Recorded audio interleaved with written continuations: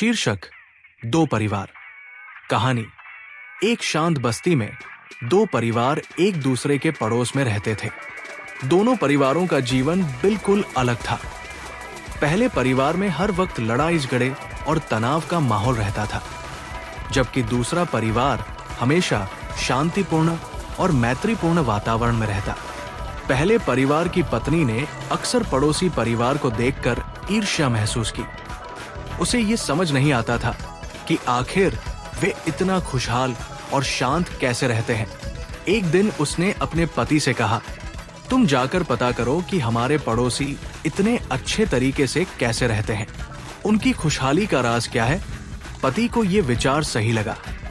अगले दिन उसने छिपकर पड़ोसी के घर में झांकने की योजना बनाई।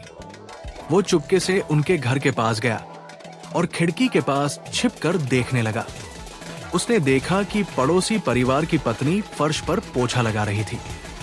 तभी किचन से किसी चीज के गिरने की आवाज आई और वो जल्दी जल्दी किचन की ओर चली गई। इसी दौरान उसका पति कमरे की तरफ जाने लगा।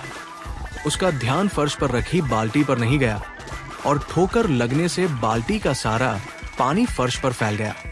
पड़ोसी की पत्नी किचन से लौट कर आई और जैसे ही उसने पानी फैला देखा, उसने तुरंत कहा, आई एम सॉरी डार्लिंग, ये मेरी गलती है।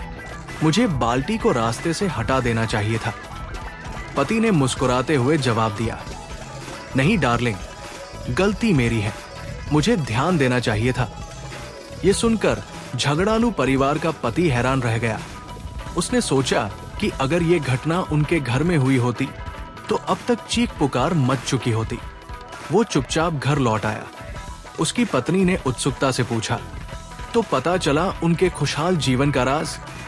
पति ने गहरी सांस लेते हुए जवाब दिया, उनमें और हम में फर्क यह है कि हम हमेशा खुद को सही साबित करने में लगे रहते हैं और दूसरे को उसकी गलती के लिए जिम्मेदार ठहराते हैं, जबकि वे अपनी गलती मानने के लिए तैयार रहते हैं और हर चीज के लिए व्यक्तिगत जिम्मेदारी लेते हैं।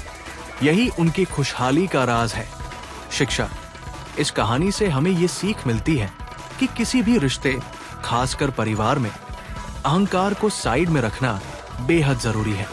खुशहाल रिश्ते की नींव तब मजबूत होती है जब हम अपनी गलतियों को स्वीकार करते हैं और दूसरे को दोषी ठहराने से बचते हैं।